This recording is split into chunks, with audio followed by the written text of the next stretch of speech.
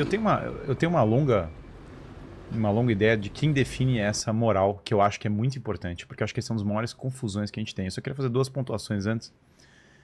Uma delas quanto aos governos decaírem, né, que o Paulo tinha falado. Eu diria que os governos decaem mesmo. O tendência é a decadência. Quando você larga a entropia, é a realidade, as coisas vão decaindo. Você pega o Brasil, você foi vendo uma clara decadência da Princesa Isabel até...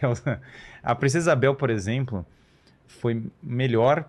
Foi a não imperatriz que foi melhor que praticamente todos os presidentes que nós tivemos. Aliás, eu diria melhor que todos os presidentes. Uma verdadeira heroína do Brasil. E nós não tivemos essa mesma dignidade depois. As coisas decaem, simplesmente você vai perdendo. E eu não acho, então você defendeu a monarquia mista, então você acha que é o governo perfeito, logo todos os problemas do mundo vão acabar. Essa obsessão é o governo perfeito, todos os problemas cessam, não existe. Não existe governo... existem formas de governo que são melhores do que outras.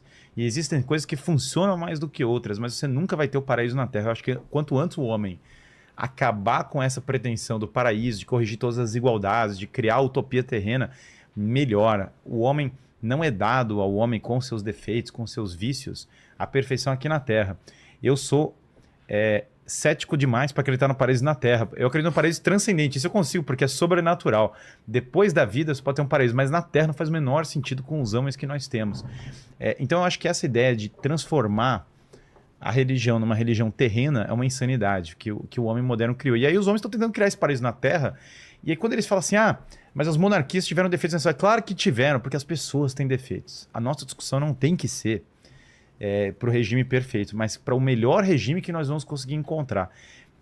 E sem dúvida eu vejo que, sei lá, quando você faz um filme, o filme bom é feito com um modelo mais monárquico. A coisa que o cara do cinema mais odeia, ele nunca usa essa terminologia, mas é a oligarquia no cinema. É quando tem os executivos, o marketing, metendo a mão e os caras falando vai ser de outra maneira. Tanto que tem diretor que sai do filme por conta disso, muita interferência na parte criativa. A coisa que o cara mais ama é o autor, é quando o cara tem o poder criativo para de fato fazer o filme. Que ele tem na cabeça. É a batalha entre oligarquia e monarquia que a gente vê ao longo da história várias vezes. Júlio César foi o cara que desfez uma oligarquia e fez uma monarquia, uma restauração monárquica. Você vê agora, por exemplo, o caso do El Salvador, que eu não estou endossando tudo, não estou falando que é perfeito, mas olha, o El Salvador saiu do país mais violento da América Latina para uma taxa de homicídio menor que o Canadá em 3 anos. Basicamente, o cara construiu prisões, botou todos os caras na cadeia, e isso baixou o crime. Isso não é uma perspectiva, segundo a gigantesca maioria que as pessoas estão chamando de libertário hoje na internet. E que eu não chamaria de libertário de modo algum. Mas, Guilherme Ferreira, todos os libertários, até os ideológicos que eu conheço, apoiam essa medida do Bukele, né? Pois é, né? Então, por isso que a gente vai voltar nisso, porque daí a terminologia começa a ficar muito confusa para mim, no sentido de que no Brasil, pelo menos, nos Estados Unidos eu acho diferente. No Brasil, eu acho que muitas pessoas que são desse movimento, na verdade, já foram vindo para o tradicionalismo e continuam usando a mesma palavra, tendo se tornado tradicionalistas. Essa é uma coisa que eu estou percebendo. Na minha opinião, né? Mas enfim, a gente pode entrar mais nisso. Mas tinha outra coisa para pontuar, que qual é a fonte dessa moral? E aqui eu acho que nós temos duas fontes dessa moral. E aí eu gostaria de explicar por que elas são legítimas. Uma, a lei natural e a lei divina. Essas são as duas fontes. O que eu quero dizer por lei divina? A revelação cristã e a religião, fundamentalmente, como eu falei. Qual é a outra fonte? A lei natural. Então vamos lá, um pouco para os dois. A lei natural é aquilo que eu percebo por meio da razão, da própria estrutura da realidade, que direciona o agir do homem para o bem. Então, todas as virtudes entram nessa percepção, das virtudes humanas entram nessa percepção da lei natural. Temperança, que é você se controlar em relação aos prazeres, em relação ao conforto. Não comer todas as jujubas. Não comer todas as jujubas. Aqui a própria coragem, fortaleza, que é a sua capacidade de sofrer desafios para conseguir fazer o bem, de aguentar sofrimentos para fazer o bem. Resistir a males menores por um bem maior. Justiça, que é o equilíbrio que tem a ver com reconhecer a boa hierarquia, ter um trato equilibrado. Prudência, que é sabedoria, que é você tomar a decisão certa na hora certa. Tudo isso é lei natural. A proteção da vida, não tirar a vida do inocente, decorre da lei natural. A própria proteção da família decorre da lei natural, porque naturalmente tem gente que fala, mas agora a família é desconstruída, a família é o que você quiser. Bom, mas é que na natureza das coisas, a perpetuidade dos homens se dá apenas de uma maneira, e é essa que condiz com a lei natural, não tem outros. Isso não é um ataque meu contra nenhuma pessoa, é simplesmente uma sequência de como as coisas funcionam. Tudo isso é fonte de qual moral seguir, a lei natural. E tem toda uma tradição, Aristóteles falou sobre isso, São Tomás de Aquino falou sobre isso, vários filósofos da Hispanidade falando sobre isso. José Pedro Galvão de Souza foi um grande filósofo do direito contemporâneo, falou sobre isso. Donoso Cortés era um grande defensor da lei natural, da autoridade e vários outros. E de outro lado você tem a lei divina. Ah, mas religião pode ser qualquer coisa, é arbitrário. Religião não pode ser arbitrário porque as religiões são mutuamente excludentes. Não podem todas as religiões ser verdadeiras ao mesmo tempo. Não tem como. Exemplo. Se Jesus Cristo foi crucificado e Jesus Cristo é Deus, o Islã já não é verdadeiro. E eu já não tenho como ser judeu também. Não tem como. É simplesmente um fato. Jesus Cristo é Deus, eu já não sou judeu em nenhum sentido. Ah, mas tem o judeu messiânico que acredita. Tudo bem, mas ele já é cristão em uma outra... em outro nível. O terceiro excluído, né? Acaba que isso. E se o Islã fala... eu tô até conversando, estive em Londres agora, tive uma reunião, inclusive, com líderes do Jordan Peterson, montou uma reunião com líderes de vários países, eu estava discutindo esses temas, eu estava conversando com um muçulmano, discutindo esses temas. Ele falou, olha, se Jesus Cristo foi crucificado e ele é Deus, o Islã não é verdadeiro. Não é isso que o Islã fala. O Islã fala que ele é um profeta, que ele fingiu que foi crucificado e que ele vai voltar depois no Apocalipse e tal. Mas não é. Então não tem como ser verdadeiro tudo ao mesmo tempo. Não dá pra falar, eu sou judeu, sou muçulmano e sou cristão ao mesmo tempo. Não existe isso. Vou fazer só uma partezinha politicamente incorreta.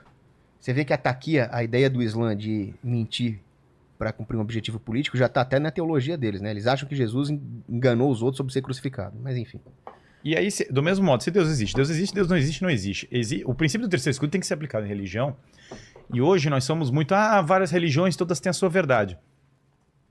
Não, que a gente tem gerador aqui. Caiu a força, não? Só piscou. Comecei a falar da religião aqui, já apareceu já começou as forças. Vilela tá chamando muito exorcista aqui, os caras já tá o inteligência já tá no alvo aqui agora.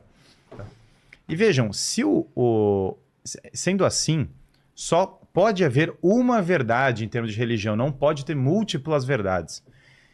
Dado que só pode ter uma verdade, só pode ter uma religião verdadeira. Não tem como ser de outra maneira, só pode ter uma. E eu diria que com certeza só tem uma religião verdadeira. Sobre a posição, então vou tentar ser breve aqui, mas vamos lá. A posição Deus não existe, porque eu acho que ela é falsa. Depois a posição Jesus Cristo de fato é Deus, porque eu acho que ela é verdadeira. E depois que eu acho que a Igreja Católica é verdadeira. E aborda aqui, seria longo, mas vou tentar ser breve. A posição Deus existe, me parece, a única possível concebível. Por quê? Quando você olha o mundo, né, quando você pega, por exemplo, as provas da existência de Deus, tal como definidas na filosofia clássica, elas se apresentam como extremamente coerentes. Aristóteles fala do movimento, que é a passagem da potência ao ato, que não é a mesma coisa que o movimento mecânico. Todas as coisas, para acontecer, elas existem possibilidade, depois elas se tornam atualidade. Ou seja, eu poderia cair, depois eu caio. Poderia nascer alguém, a pessoa nasce. Uma coisa poderia cair, ela cai. Sempre as coisas vão sendo atualizadas, vão dar potência ao ato. Esse é o movimento. Mas tem uma coisa, para que uma coisa possa passar da potência ao ato, eu preciso ter um ato anterior a essa potência. Porque a mera possibilidade não origina nada. Então só a possibilidade de uma coisa cair não faz com que ela caia. O que faz ela cair é que eu empurro alguma coisa. Só pode ser algo em ato, algo real, algo existente anteriormente. Senão a potência não se atualiza por conta própria. E aí você vai vendo que na sequência cósmica inteira, em todas as coisas, sempre tem uma potência anterior a cada ato. E por consequência lógica, essa sequência de PA, PA, PA só pode começar em A. Porque se ela começar em P, eu volto para o problema, que eu tenho do nada uma potência que espontaneamente aconteceu. É que nem eu falei, isso aconteceu por quê? Por nada. É absolutamente espontâneo. Não faz sentido, porque tudo o que acontece por um motivo. Tudo que acontece porque foi causado por algo.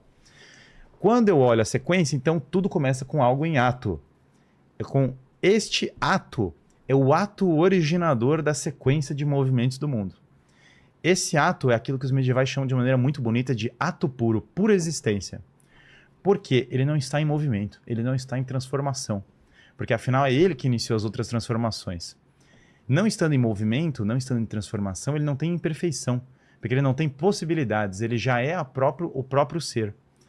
O ser puro, ele é anterior à própria noção nossa de espaço temporal. Porque a matéria e o tempo começaram a se dar depois disso. Anterior ao tempo e anterior à matéria. Criador de todas as coisas. E ele é princípio de ordem. Quando eu ando na rua e eu vejo as coisas ordenadas, se eu vejo algo ordenado, né? Por exemplo, o nosso cosmos tem uma ordem, nem tudo é aleatório. Tem algum elemento de acaso, mas veja que isso aqui não vira um tigre do nada, as coisas têm uma sequência, do nada a lei da gravidade não inverte, as coisas têm uma lógica que acontece com elas, mesmo a sequência do universo, né? Mesmo se você olhar a expansão do Big Bang, que foi proposta por um padre, a teoria do Big Bang foi originada por um padre, que é uma coisa que muita gente não sabe, você vai basicamente percebendo que as coisas têm uma ordem. Então olha só, imaterial, atemporal, capaz de ordenar todas as coisas no cosmos e ser puro, sem imperfeição, é o próprio Deus, eterno e criador.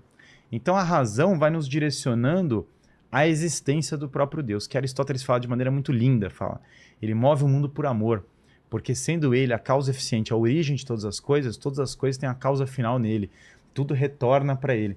E sendo ele o próprio bem, o princípio de ordem, né? Tudo que eu busco de ordem, de bem nas coisas, eu estou buscando em última instância Deus, que é o princípio da ordem. Isso vai chegar na política e tem absolutamente a ver, porque na política, no fundo, eu busco ordem, eu busco retidão. Quando...